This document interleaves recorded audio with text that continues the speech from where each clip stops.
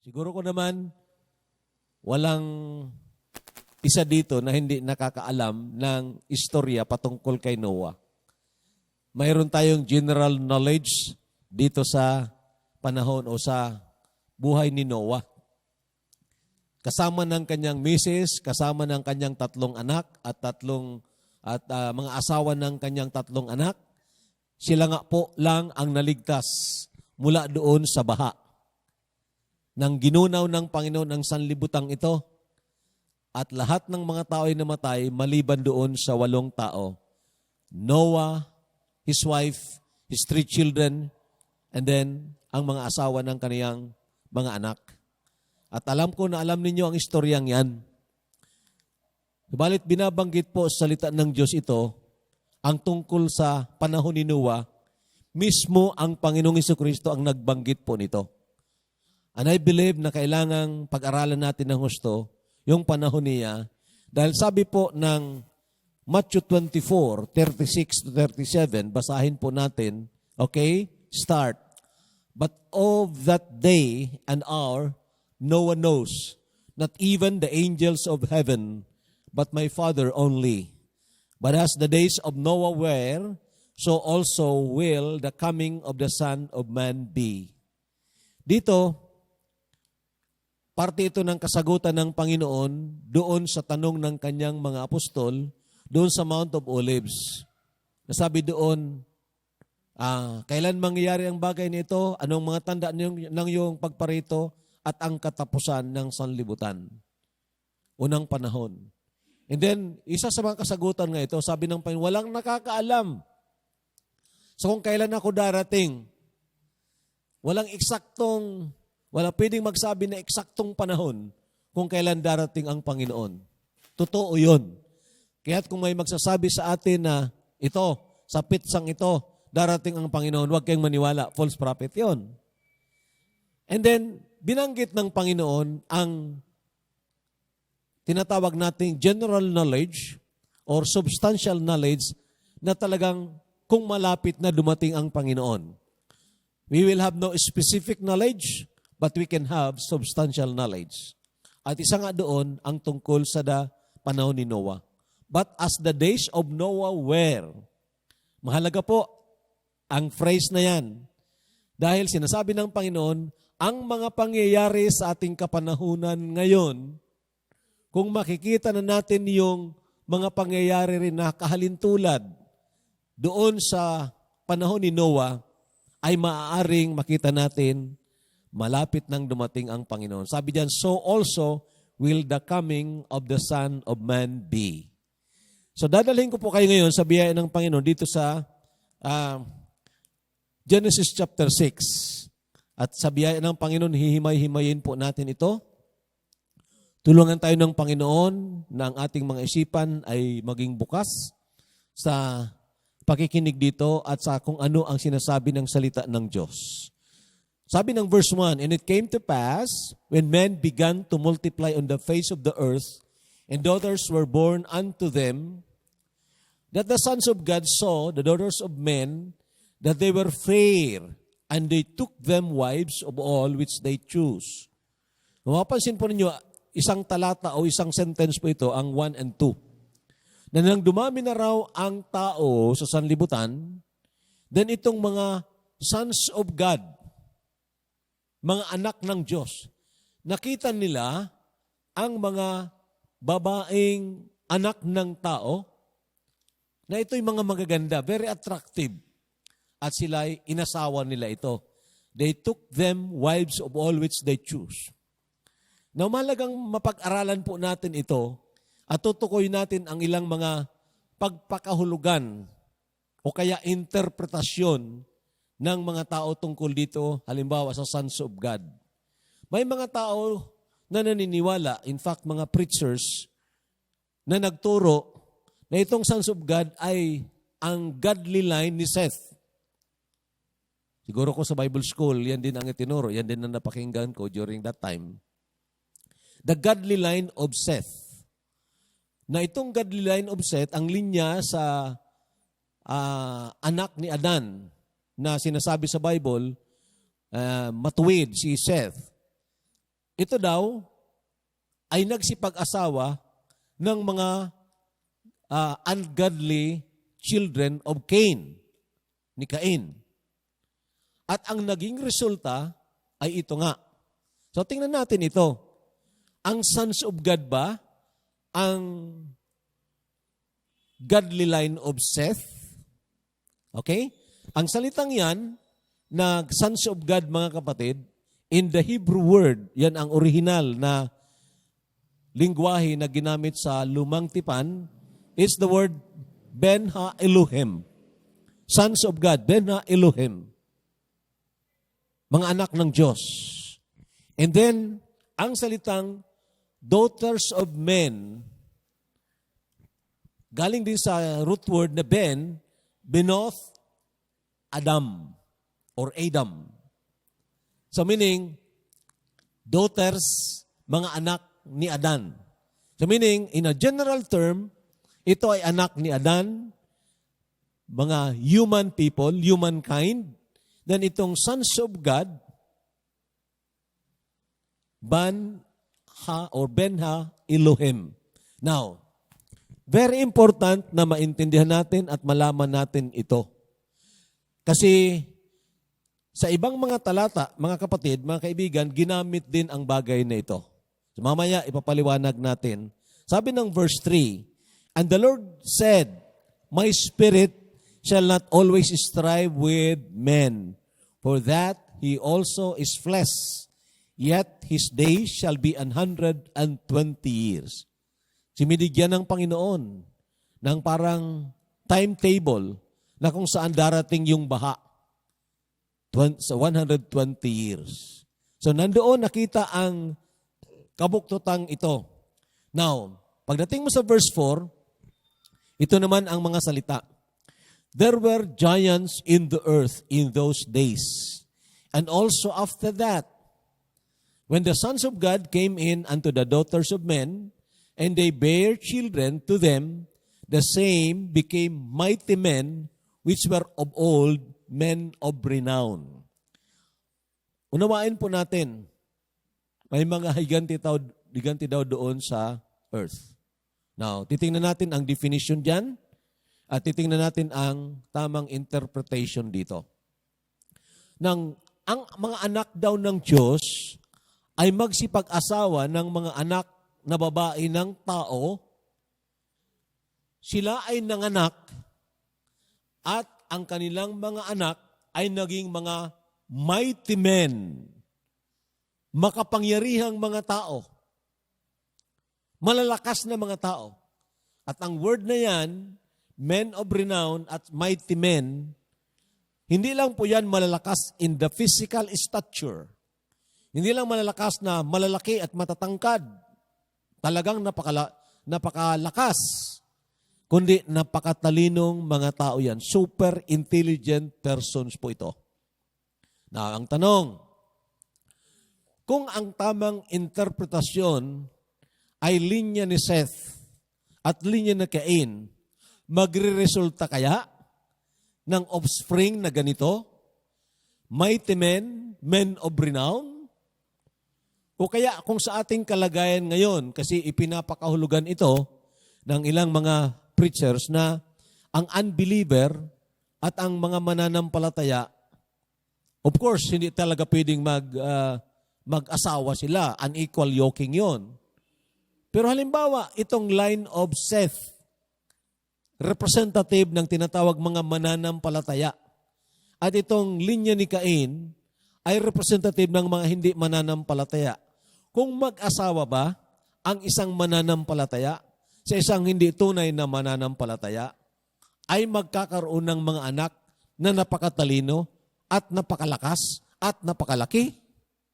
Of course, it is against logic and against, of course, maging sa physical science. So let us understand this. The word giants, it's unfortunate na ipinakahulugan ito o na-translate ito sa salitang giants. But the word in the Hebrew is Nephilim. Ang Nephilim, mga kapatid at mga kaibigan, ito po ay nanggagaling sa ugat na salita Nephal. Nang ibig sabihin ng Nephal, ito ay fallen. fallen ones. The fallen ones. Mga nahulog. Okay? And then, itong salitang mighty ones. The mighty ones is the word hagiburin in the Hebrew. Na ang ibig sabihin, hindi lang mga matataas, physically strong and physically big in stature, kundi ito sila ay napakatalino. Super talino. Okay? So, sino nga kaya ito? Ano nga talaga ang nangyari? Now, mamaya pag-usapan natin ito, pero sasabihin ko na sa inyo ngayon, doon sa panahon na yon, nagkaroon ng pag-aasawahan, interbreeding or hybriding ng anghel at ng human. Fallen angels, the fallen ones, the Nephilim, at itong mga tao. Daughters of men refers to lahat ng mga babaeng tao na nagmula kay Adan. So maging anak man sila ni Cain o maging anak sila ni Abel, wala namang anak si Abel, maging anak ni Seth, sila po ay daughters of men. Meaning, ibang kalagayan ang tinatawag domain of angels, and then ibang kalagayan din ang tinatawag humankind. So, angel kind and humankind. Paano natin nalaman ito? Ibibigay ko sa inyo mga verses na yan. Titingnan na lang ninyo sa bahay ninyo. Pag-aralan ninyo. Whenever the Bible speak about sons of God, okay, it always speaks of a direct creation of God, particularly referring to angels. Itong Job chapter 1 verse 6, na kung saan nag-appear doon si Satanas sa presensya ng Panginoon, kasama ang mga sons of God. Those are angels. And then, pagdating mo sa chapter 2, verse 1 ng book of Job, ganun din. Nag-appear for the second time Satanas doon sa presensya ng Diyos kasama ang sons of God. These are the angels. And then pagdating mo sa 38, verse 7 ng book of Job, doon naman, tinatanong ng Panginoon si Job in relation sa kanyang creation. Sabi na, saan ka? Nakita mo ba yon nang nilikha ko ang mga bagay na ito? Nakita mo ba nang nagsipag-awitan ang mga sons of God? Nakita mo ba yon? And they are, or God is referring to angels. Now, explicitly mga kapatid at mga kaibigan, kung titingnan po natin itong 2 Peter at saka Book of Jude, maliwanag po ang exposition ni Peter po dito. Sige po, basahin po natin. 2 Peter chapter 2, starting from verse 4. Sige po. Ready? Start.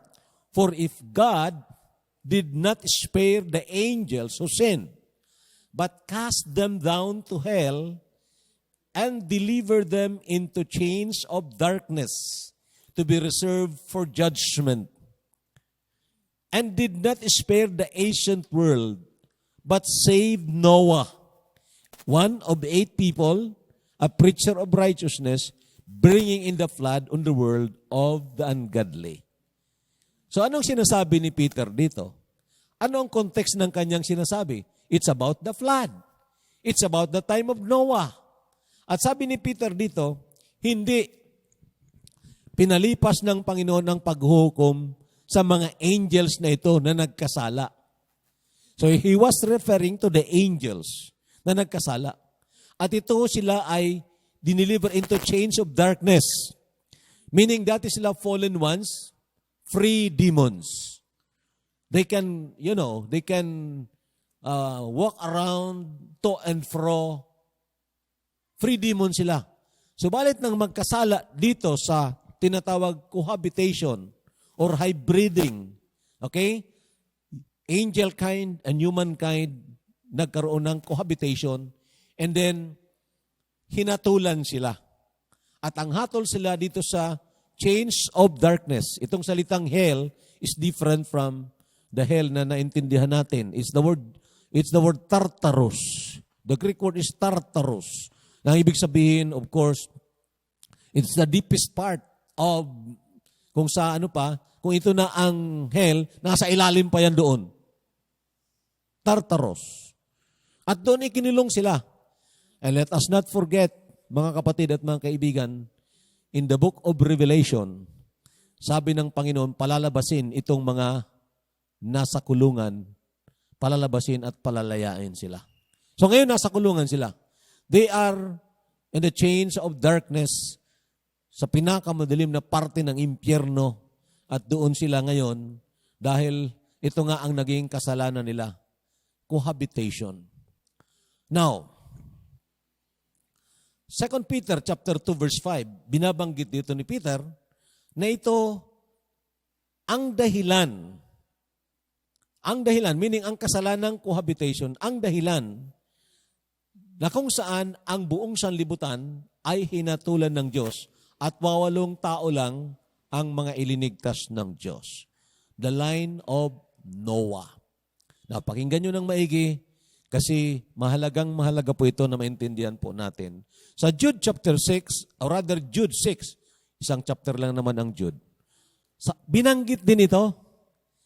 Pagpapatotoo na yung tinatawag sons of God doon, hindi po yun godly line of Seth, kundi yun mga angels na nagkuhabit, nag-asawa ng mga human. Okay? Mayroong argumento kung minsan dito, yung sinabi ng Panginoon, sa langit, ang mga, sabi na kay nagtanong doon ang mga Sadducees, mga Saduceo, gustong hulihin nila sa bibig ang Panginoon, patungkol sa ikinasal dito sa sanlibutan, kung maging asawa pa nila doon sa langit. Eh, sabi ng Panginoon, doon sa langit, hindi doon nagsisipag-asawa. Katulad ng mga angels. Hindi po nagsasabi doon na walang sex ang angels. Okay? But rather, hindi nga sila mag-asawa doon. We will be like the angels in that context na hindi na mag-asawa doon. Okay? They are created beings at sila nang create ng Panginoon. Sila nga po ay create directly. At ito ngayon, sabi ni Job, and the angels who did not keep their proper domain. Proper domain. Anong proper domain? Yung kanilang kinalalagyan. That is their habitation, abode. That's the word habitation. 2 times lang ginamit yan sa Bible, ang word na habitation. And that is in 2 Corinthians chapter 5. Na tayo ay aalis sa lupang ito at tayo ay papasok doon sa kalangitan. So, the angels who did not keep their proper domain, ito ang domain nila, angel kind, iniwan nila ito. Iniwan nila ito, but left their own abode. He has reserved in everlasting change under darkness for the judgment of the great day. So si Peter at si Jude, parehas po sumulat sila dito. At kung titingnan pa ninyo ang ilang mga talata sa mga susunod, makikita nyo, they all agree na itong sons of God ay ito nga mga angels, fallen ones, the Nephilim, na ito ay nagsipagkuha ng mga babaeng tao, humankind, daughters of men, at ang naging anak nila ay mga mighty ones. Mighty ones. Makapangyarihan, physically and intellectually. Super intelligent, super strong na mga tao. Ang problema, wicked na mga tao. Now, titingnan natin ang isang mahalagang talata pa patungkol dito. Balik tayo sa Genesis chapter 6. Genesis chapter 6 verse 9. Ito po ang sabi. Sige po, basahin po natin ito. Start. This is the genealogy of Noah. Noah was a just man, perfect in his generations. Noah walked with God. So, pinapakita dito ang generations ni Noah at isa sa description sa generation ni Noah o kay Noah mismo, perfect in his generations. Ano ang ibig sabihin ng perfect, mga kapatid? Ang salitang perfect sa Hebrew is the word tamin. Tamin, perfect. Ang ibig sabihin, healthful, sound, untainted, Walang halo. Without blemish. Anong ibig sabihin ng walang halo? Walang hybrid. Walang nahaluan. Pure human kind. Pure human kind. Walang hybrid. Hindi katulad po ng nangyari po doon sa sons of God and daughters of men. So, nagkaroon niya ng dalawang grupo ng tao. At medyo babalikan ko ng konti para at least maintindihan natin ang verse 4. Ibalik natin sa verse 4 ng Genesis chapter 6. Pansinin po ninyo ang mga talatang ito. Kasi baka sa biyaya ng Panginoon, we have to dig deeper doon sa ugat po nito later. There were giants in the earth in those days. And also after that, anong ibig sabihin ng also after that? After the days of the giants, anong ibig sabihin yan? Kasi nag-describe yan when the sons of God came in unto the daughters of men. Ibig sabihin, wala pa nangyari yung pag-hybrid, mayroon nang dyan ng mga giants na yon. Mayroon ng Nephilim, the fallen ones. At itong Nephilim, the fallen ones, ay nandiyan yan sa sanlibutan at nagkaroon sila ng pagkukuhabit sa anak ng tao at nag-form sila ng hybrid. Now, makinig kayo ng maigi. Si Satanas kasi, mga kapatid, alam niya ang ipinangako ng Diyos doon sa Garden sa Eden. Na darating ang tagapagligtas at ang tagapagligtas na isisilang ay magiging kalaban niya.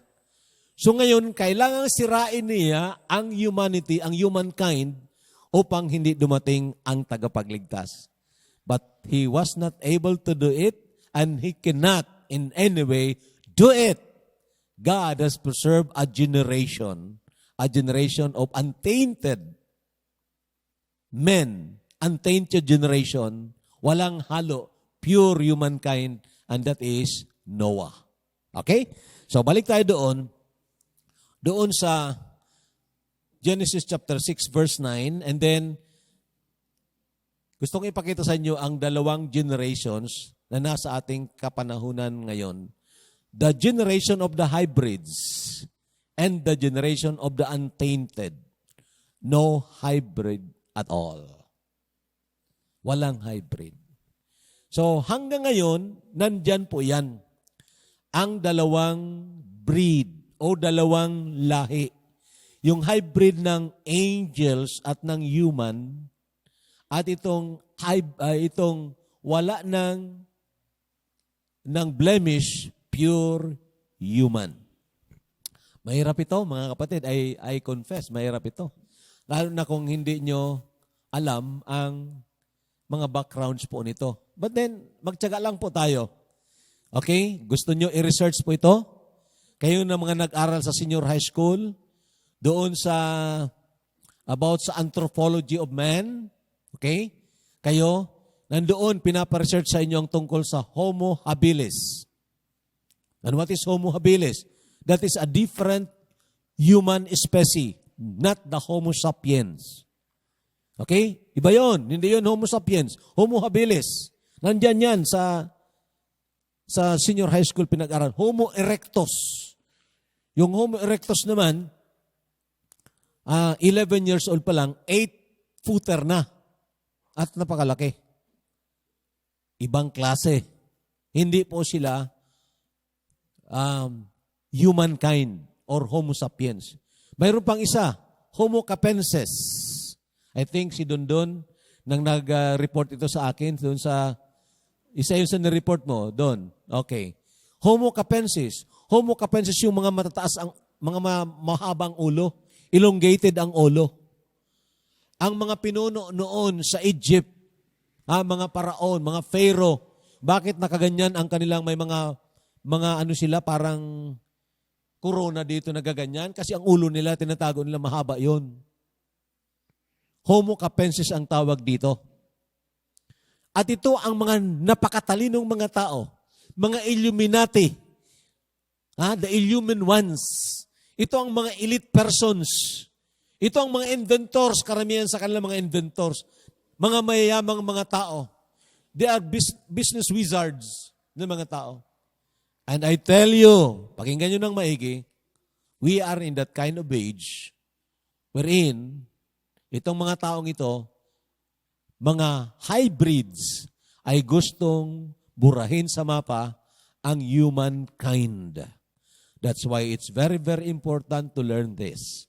As the Lord would enable us, I will be discussing next week about the wars, ang gera, okay, between the hybrids and of course between the humankind. So, ito rin ay nagtuturo sa atin ng dalawang seeds, two seeds. The seed of the woman and the seed of the serpent. Hindi ko po yan sariling salita. Ito po ay nagmumula mismo sa salita ng Diyos. At babasahin po natin yan.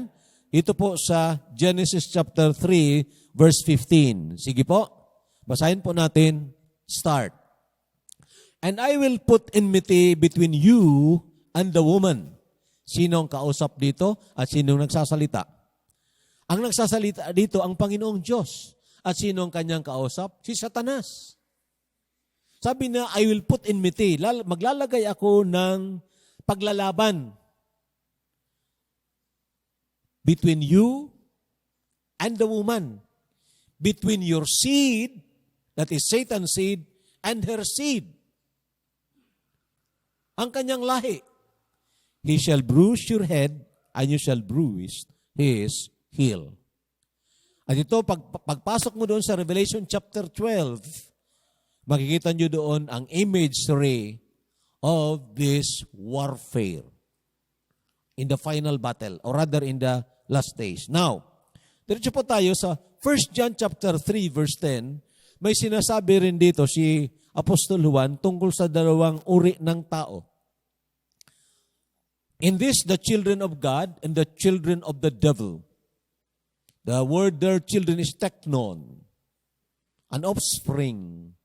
The children of God and the children of the devil. Meaning, diyan sa tinatawag humankind, may mga anak ng Diyos.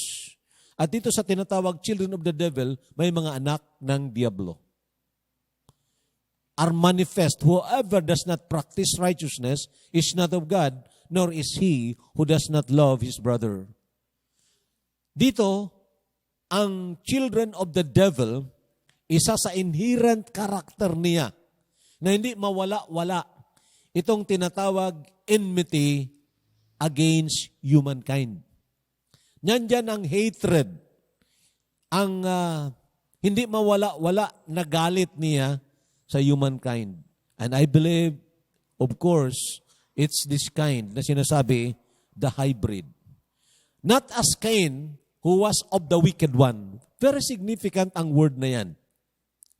Si Cain was of the wicked one. Anong ibig sabihin dito?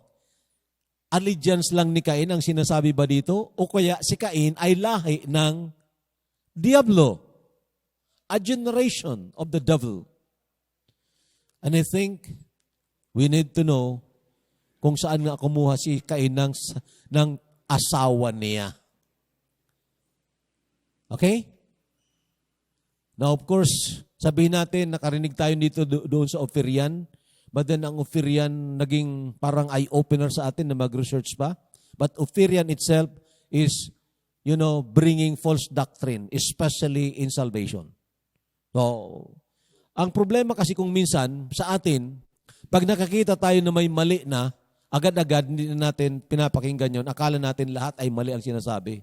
But historical and geographical research are good. And Ophirian has that in some degree. But I tried to clarify this. I tried to re-research sa mga bagay nito.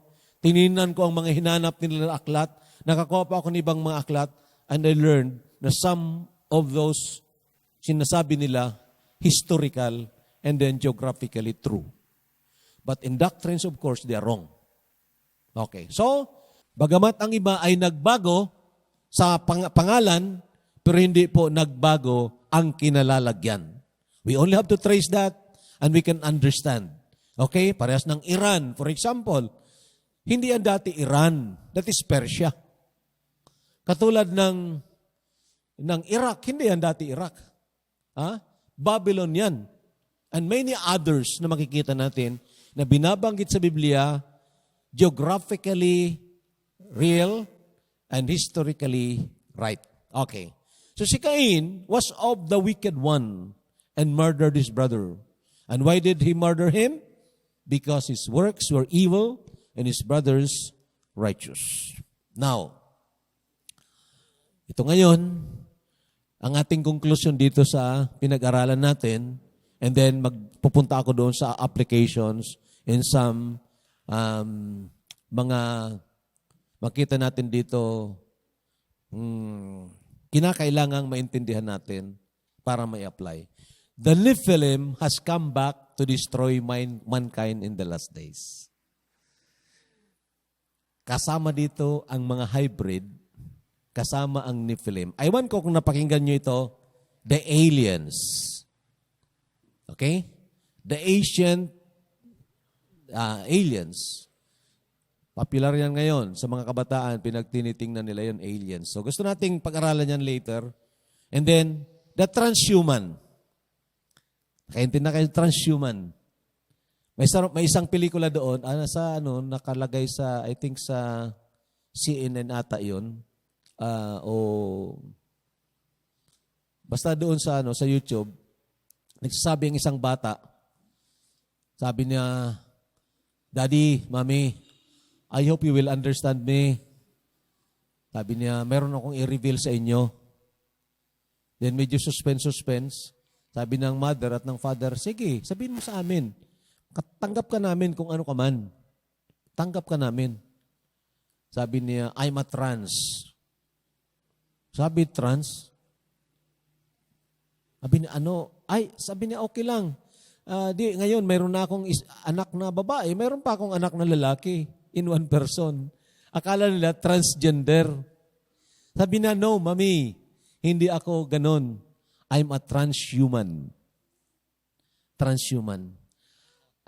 Ang aking brain ay nakakonect na sa computer at ito, sabi niya, gagalaw ako according sa nandoon sa data ng aking brain. And you know, medyo mahaba-haba itong discussion kung pag-aralan natin. Pero, hello, pakinggan nyo ng maigi, nandito po yan sa ating kapanahunan ngayon. Hindi lang natin alam, pero pag may pagkakataon, kailangan malaman natin ito. Kasi ito ang mga tao ngayon sa sanlibutan. Transhuman, may mga transhuman. The cyborg. Alam niyo yung cyborg? Merong nag-lecture nga doon sa TED. Parehas putol ang paa. Pero merong yung prosthetic. Nagle-lecture siya. Ganon. And he was discussing about the cyborg. Okay? Pero napakatalinong mga tao. Okay. Ito pa ngayon ang kalagayan po ng ating sayansa. Okay? Transhuman, ito po ang kahulugan ng transhuman. Transhuman is a being that resembles a human in most respects, but who has powers and abilities beyond those of standard humans. Ang transhuman daw, ano siya? Being siya? Nilikha din siya? Meaning buhay siya? Nakalintulad ng tao. Subalit, sa maraming mga bagay, mas makapangyarihan siya sa tao, mas maabilidad siya sa ordinary na tao, sa standard humans. Are these the hybrid na napakatalino? Makapangyarihan? Now, sino sa inyong nakakita ng Matrix? Matrix 1, 2, and 3. Akala ko noon, nang tiningnan ko yun, para akala ko fiction eh. Parang fiction lang. Subalit may isang doctor of philosophy na nag-discuss, si Dr. Bruce. At sabi ni Dr. Bruce, Matrix is not a science fiction. It's not a fiction, a science fiction. It is real. And so I tried to study. Then pinag-aralan ko, oo nga, nandito na pala yan ngayon sa atin. Kasama itong tinatawag artificial intelligence. Kilala niyo si Elon Musk, ang pinakamayamang tao sa buong sanlibutan ngayon, the billionaire, na sabi niya, I will create an immortal man. Magkikreate ako ng immortal man. Ang brain ng tao naka-attach sa malaking data ng computer at kung anong gusto ng tao na i-download i-download sa kanyang brain, makukuha niya. In fact, doon sa matrix na yon, yung lalaki na yung nakipaglaban, siya na uminom ng blue pill, tapos nang makipaglaban siya, nakita niya ang kalaban, ang galing sa martial arts.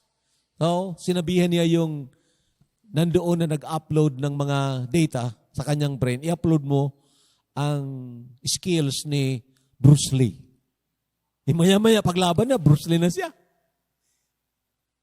And you know, medyo hindi rin natin alam ito, pero ang mga nakakaalam tungkol sa programming, ang anak ko, programmer yan, si RJ, so medyo madaling maintindihan ang mga bagay na ito.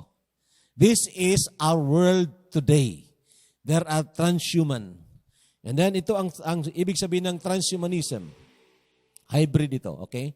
Ito ang transhumanism. A radical upgrading of humanity to something smarter, bigger, better. It suggests we are entering a virtual reality without a discussion of morals or spiritual matters where we can transcend our biological limitations with implants and injections. Kinuha ko po yan doon sa isang aklat, doon sa internet. Radical upgrading, i-upgrade ang tao.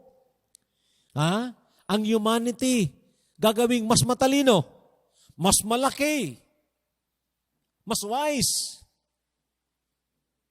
At ito, pumapasok na tayo sa virtual reality, hindi pinag-uusapan ang tungkol sa morality. Ang pinag-usapan, upgrading ng tao for greater production. Okay? Now, marami pang iba siguro na pwedeng malaman natin, pero basahin ko po sa inyo ang sinabi ni David Pearce. Ito si David Pearce, sabi niya, a leading proponent of transhumanism and co-founder of humanity. Ito po ang sabi niya. If we want to live in paradise, we will have to engineer it ourselves. Kailangan gawin natin ito, engineer natin, tayong lumikha. If we want eternal life, then we'll need to rewrite our bug-ridden genetic code and become God-like. Anong ibig sabihin nito? Ang genetic code, yung germline ng buhay natin mismo. Pakikialaman ito. At ginagawa na nga po nila ngayon. You know, there are two kinds of cell ang katawan natin. Yung not productive at yung productive. Yung somatic cell, not productive yun. Yung germline, productive yun. At doon sila gustong magtrabaho para baguhin ang buong henerasyon ng humankind. And you know, that would be the end of the Homo sapiens, I tell you. But will God tolerate that? Or will God allow that to happen? He will come. Before it will happen for all humankind, He will come. And I believe that. That's why we are in the last days, just like in the days of Noah. Okay? Sabi dito, rewrite our bug-ridden genetic code. Meaning, ang mga codes natin, ang program sa ating katawan, ang program sa atin doon, paraging nagkakaroon ng bug. Parang may, ayusin yun. Alam nyo ang gagamitin. Maybe we'll study that about sa genetic engineering, yung genome editing, at itong CRISPR-Cas9. It's a technology, cut and paste lang, pwedeng ayusin o sirain ang katawan mo. In the hands of good people, these are very good. But in the hands of evil people, this will be the end of humankind. Sabi dito, Gagawin nilang parang silang Diyos eh. Genetic code and become godlike. Only high-tech solutions can ever eradicate suffering from the world. Compassion alone is not enough. Okay? Ngayon, spiritual implications and applications. Dito tayo. Okay? Ano ang mga spiritual implications nito at applications? Number 1, tunay, dapat na-realisar natin ito. Dapat na alam natin ito.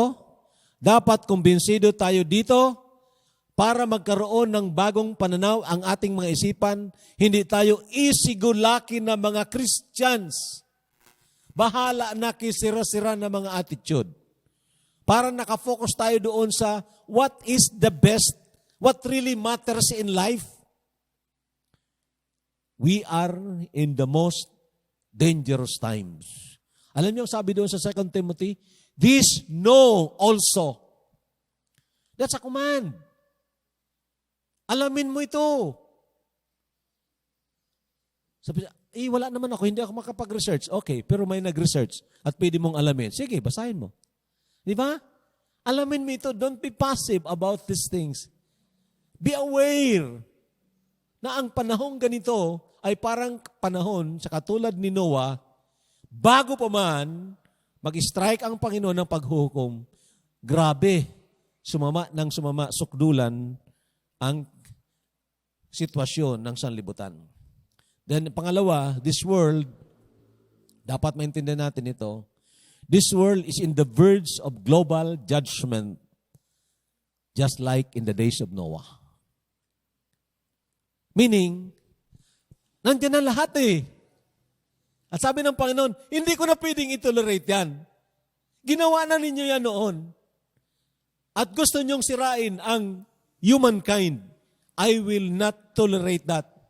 And so God will pour out His judgment on this earth. Hindi po biro-biro yan. Itong mga agera dyan sa Ukraine at sa Russia, mga ano lang yun, mga showers lang yun. Okay?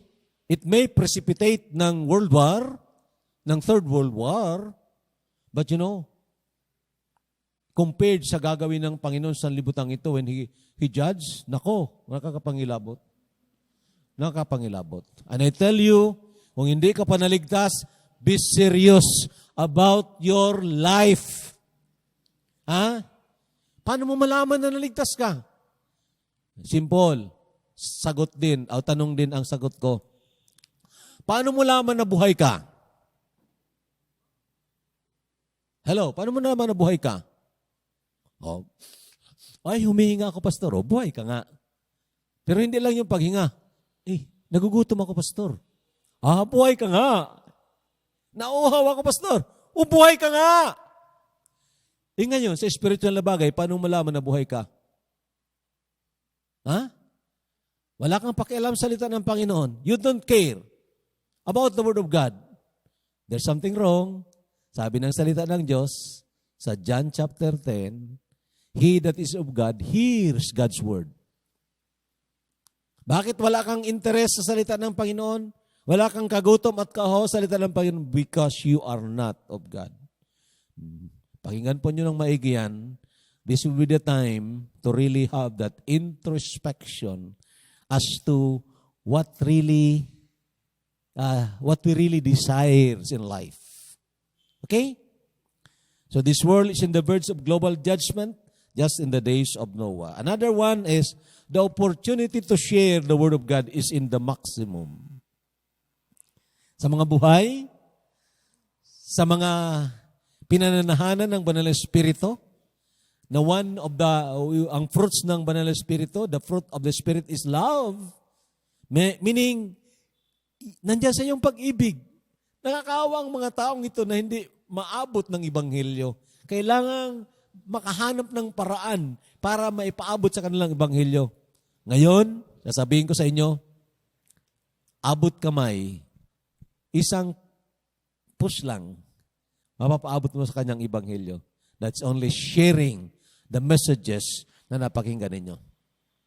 At ulit-ulitin ko yan sa inyo, hello. Okay? Parang hindi rin ako napapagod eh. Pero pagkatapos ko mag-preach, napapagod ako. I tell you. Okay? Kagabi after the meeting, nag-broadcast ako. Now, sa kalagitnaan ng pag-broadcast ko, parang kinakapos ako ng paghinga. There was an attack sa allergy ko. Sumakit yung puso ko. Tapos, wala akong tubig na makuha doon. Anyway, I'm trying to tell you this kasi I believe this is the work that God is giving me. I'm enjoying it, I tell you. Preaching the Word of God, using the opportunity na may lagay natin ang salita ng Diyos na pwedeng balik-balikan ng tao na gutom, uhaw sa salita ng Diyos. May series tayo, Lunes hanggang Biyernes. Sino ang nakikinig sa atin? Nakikinig. Sinong wala Facebook? Okay? Pero mayroong cellphone. Meron, wala. Sinong mayroong cellphone at hindi nagpi-Facebook? Ayaw mag-Facebook. Wala nang account sa Facebook. Hello? Makinig kayo ng maigi. Pakinggan nyo ito ng maigi. You miss 3/4 of your life. Sa panahon ngayon, kailangan mo yan. Pero hindi yan kailangan para i-publish mo dyan ang sarili mo. Pakita mo bida ka kaysa iba. No, it's not. Kailangan natin yan para ma-publish ang Panginoong Jesucristo na bida ng ating buhay. And you can use it. Okay? Ang ibig kong sabihin, these are opportunities na ibinigay ng Panginoon. Social media, hindi po yan gamitin sa chismis, sa pagsira ng kapwa. Hindi po. Gamitin natin yun sa pag-share with prayer and with care. Okay? Sabi ng Matthew 24 verse 14, this gospel of the kingdom shall be preached in all the world as a witness to all nations, and then the end shall come. Sana makuha po natin ito. Yes, kukunti lang tayo. 7 billion ang tao sa buong sanlibutan. Pero, alam ba ninyo, ang isa ay pwedeng maging 2, ang 2 ay pwedeng maging 4, ang 4 ay pwedeng maging 8, ang 8 ay pwedeng maging 16, down to that line. Ha? Pwede. Sino sa inyong walang kaibigan dito kahit 2? Napakapangit ng ugali mo. Kung kahit 2 wala kang kaibigan. Di ba? So mayroon kang 2 kaibigan. Tutukan mo yun. Sharean mo ng gospel. Sharean mo na napakinggan mo. At sabihin mo sa kanila, maghanap sila ng 2 kaibigan din. I-share din nila, i-share din nila, i-share nila. Maghanap din yun, share nila. That is the spiritual networking na kailangan po natin sa ating kapanahonan ngayon. Tulungan tayo ng Panginoon. This cannot be done by just human determination or human intelligence. It can be done by the power of the Holy Spirit. Pag willing po ang pusong ito. Okay? Love will always find a way. The next and last, personal holiness among real Christians must be on constant checking. Personal holiness. Holiness is not transferable. Sin is. Ang kasalanan, madaling makakontaminate. Pero ang holiness, hindi po. Personal mo yan. Kaya sabi ng Proverbs 4:23, keep your heart with all diligence, for out of it are the issues of life. Palaging examine mo yung puso mo. Sino bang iniibig ko talaga? Ha? Sinong nakinig kangina, nanood kangina sa 7:30 na preaching ko sa radio, o sa napakinig niyo? Ang topic doon, ano yon? Ang gustong makapasok sa langit, good man, na gustong makapasok sa langit, napakaganda ng intensyon, pero hindi nakapasok sa langit. Bakit? Mabait siya. Pero mas mahal niya ang salapi niya kaysa may-ari ng salapi. A covetous person can never and cannot be allowed to enter heaven. So examine our hearts. Sino ba talaga ang niyayakap ng ating puso na greatest treasure? Sino ba talaga? And when you have that constant checking of our hearts, then magkakaroon tayo ng renewing of the mind. Tulungan tayo ng Panginoon. And then Romans 13, basahin na lang ninyo yan. Sabi diyan, now the time, it is time to awake out of sleep because it's high time. The Lord is coming very, very soon. We are in the days of Noah. So, sana nakahanda po tayo ang bawat isa sa atin. Sana nakahanda po ang ating mga anak. Sana nakahanda po ang ating mga pamilya at ang mga mahal natin sa buhay. Tulungan po tayo ng Panginoon. Panginoong Diyos, maraming salamat po sa iyong salita. Oh, Panginoon, ipinapahayag mo sa amin ang mga bagay na ito sa kapanahunan na kailangang mabigyan talaga ng babala ang mga tao. Lalo pat sa panahong ito, marami ang mga tao na very passive about eternity. Sana maging mga vessels of mercy kami sa mga taong ganyan. Tulungan mo po ang iyong eklesiya, Panginoon, ang church nyo, Panginoon, na binili mo sa mahalaga mong dugo, your body, all throughout the world, na ito po ay immobilize mo, i-revive mo, Panginoon, at maging kaming mga tulay ng iyong ebanghelyo sa iba. Pagpalain mo po ang iyong mga ministries, Panginoon. Bendisyonan mo sila ayon sa ipinangako mo na if we go and bring forth fruit and that our fruit should remain, whatsoever we shall ask in your name, you will do it. So have mercy upon us, O Lord. Thank you po. Thank you. In Jesus' name, amen.